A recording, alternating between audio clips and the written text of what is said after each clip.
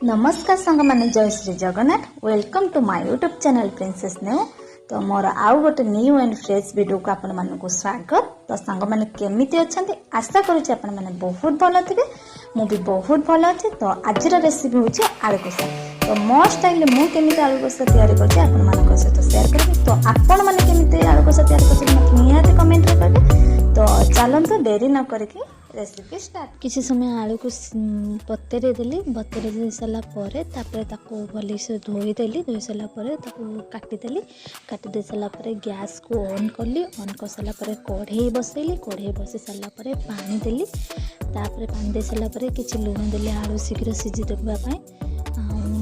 आलू को पकईदेली, पकई सारा ये मोर मसला टमाटो काटिदेली, पियाज काटिदेली, पियाज काटी दे सारा तो ये आमर मसला रसुण अदा प्रस्तुत करदेली। जेहेतु करेन्ट नाला से शिଳରେ बाटिया पड़ेगा।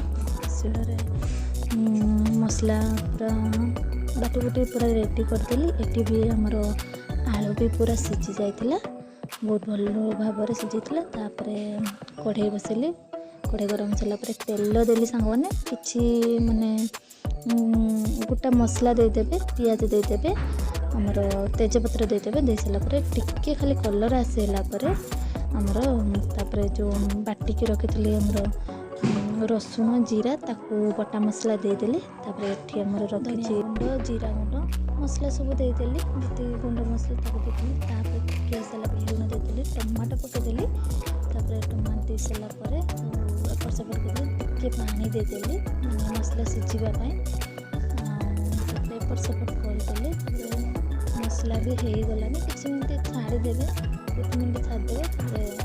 आलू को पकईदेली, पकई सारा देखो कितने सुंदर कलर हो गला। तो मोर किसी समय छाड़देली आलू को, मैंने घोड़ेलेनी, जेहेतु मुझे सीझे देती शीघ्र होगापाई घोड़ेलेनी। तो देखो मोर आलू कषा पूरा रेडी। तो सांग मैंने देखले मो स्टाइल मु केमती आलू कषा तैयारी कली। तो आपण मैंने केमती तैयारी करते निहाती कमेंट रे कहबे। रहिली जय जगन्नाथ। नेक्स्ट ब्लॉग रे देखा।